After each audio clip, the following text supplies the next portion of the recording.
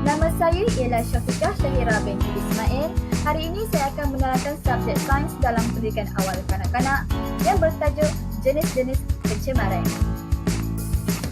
Objektif: melalui tajuk ini, kanak-kanak akan mendapat: pertama, mengetahui maksud pencemaran; kedua, mengetahui jenis-jenis pencemaran berserta maksud; dan ketiga, mengenal pasti kesan dan akibat pencemaran terhadap alam sekitar.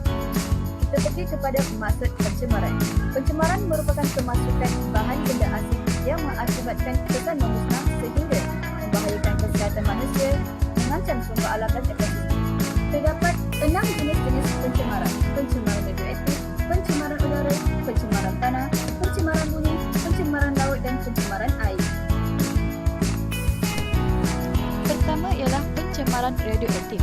Pencemaran radioaktif dikenali sebagai pencemaran radiologikal yang merupakan bahan radioaktif di permukaan atau dalam bentuk terpejal, cecair dan gas, di mana kehadiran bahan ini tidak disengajakan atau melalui proses pembebasan tidak dikawal di suatu tempat.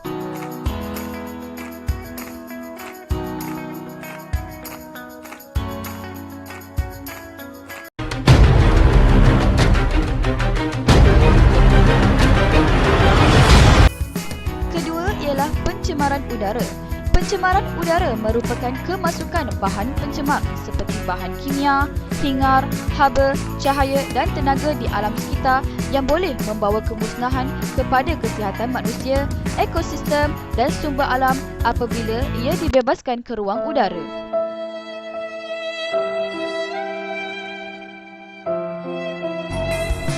Ketiga ialah pencemaran tanah. Pencemaran tanah atau pencemaran tani adalah disebabkan oleh bahan kimia, buatan manusia atau perubahan lain pada persekitaran tanah semula jadi.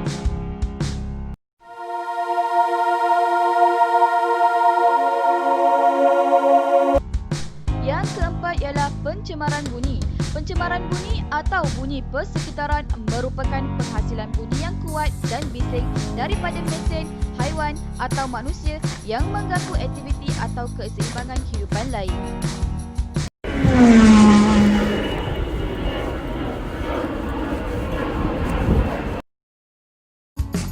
Seterusnya ialah pencemaran laut. Pencemaran laut berlaku akibat kemasukan bahan kimia, zarah, sisa-sisa industri pertanian dan perumahan, bunyi atau ketersebaran organisma invasif ke dalam laut. Kebanyakan sumber pencemaran laut ini berasal daripada daratan.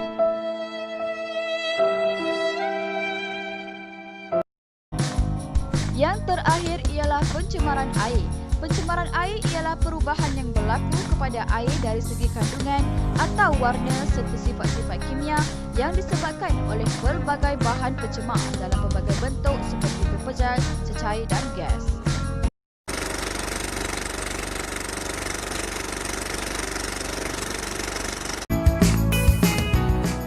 Punca pencemaran berlaku adalah disebabkan oleh beberapa faktor. Kadang-kadang, pencemaran juga berlaku adalah disebabkan oleh faktor semula jadi seperti gunung berapi, rebut taufan, banjir kilat dan gempa bumi. Contoh, apabila berlakunya letusan gunung berapi secara tidak langsung akan menyebabkan kegagalan enjin pada pengangkutan udara serta boleh membawa kepada kematian.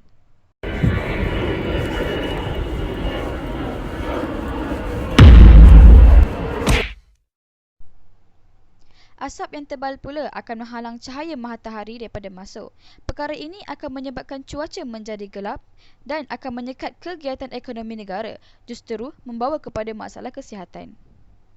Perkara ini juga boleh membawa kepada hujan asid dan akan merosakkan tumbuhan dan tanah, serta ia juga boleh merosakkan hidupan laut. Antara punca lain yang boleh menyebabkan pencemaran alam sekitar berada pada tahap kritikal adalah disebabkan tangan manusia sendiri, iaitu pembakaran terbuka atau pembakaran hutan, asap kilang dan kenderaan, pembuangan sisa bahan kimia dan pembuangan sampah.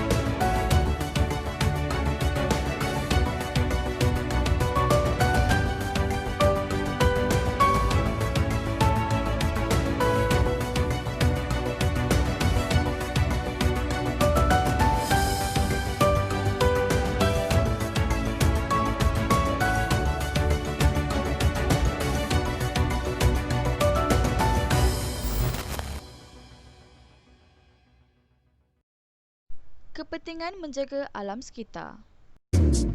Alam sekitar merupakan segala benda hidup dan bukan hidup yang wujud secara semula jadi di permukaan bumi atau sebahagian daripadanya. Mengapakah penjagaan alam sekitar sangat penting?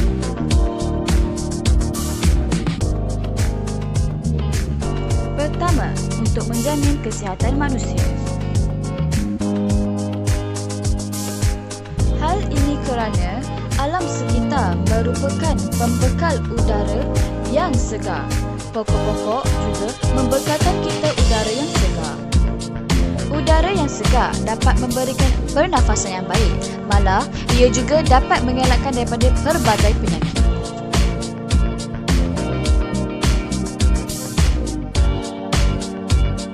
Pembiakan haiwan juga boleh menjejaskan kesihatan manusia seperti tikus, lalat dan nyamuk kerana mereka boleh menyebabkan penyakit kepada manusia seperti malaria, demam denggi dan tamu.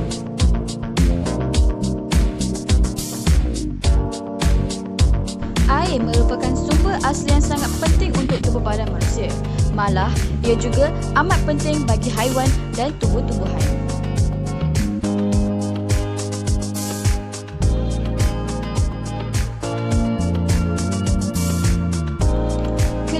Ialah menstabilkan ekosistem persekitaran.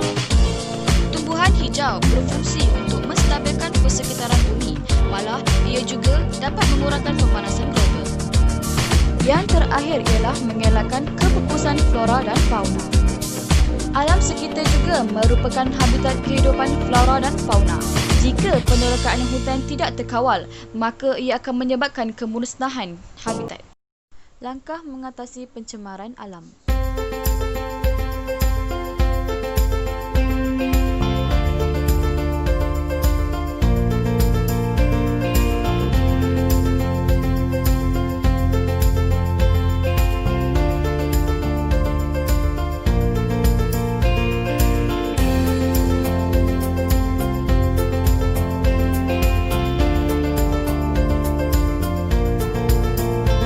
Pertama ialah sita kenderaan di mana undang-undang perlu diperkuatkan terhadap kenderaan yang sesuka hati mengubah suai kereta mereka sehingga melanggar peraturan dan menyebabkan pencemaran bunyi dan kemalangan.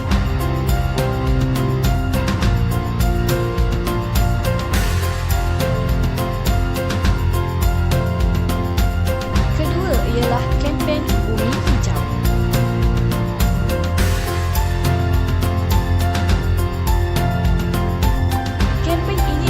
Adalah untuk menyelesaikan masalah pembuangan sampah dan pembakaran terbuka. Dalam masa yang sama, ia juga bertujuan untuk memberi kesedaran terhadap rakyat.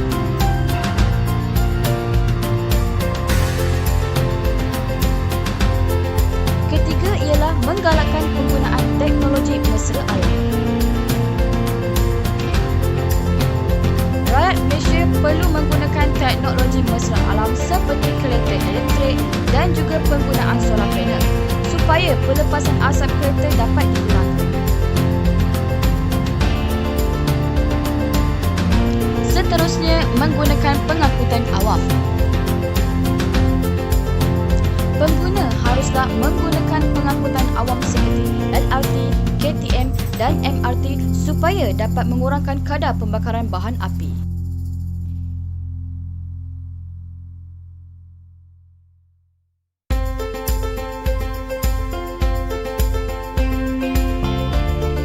Akhir sekali ialah menanam sampah. Penanaman sampah boleh mengurangkan pencemaran udara kerana ia dapat mengelakkan pembakaran sampah yang akan menghasilkan gas-gas berbahaya.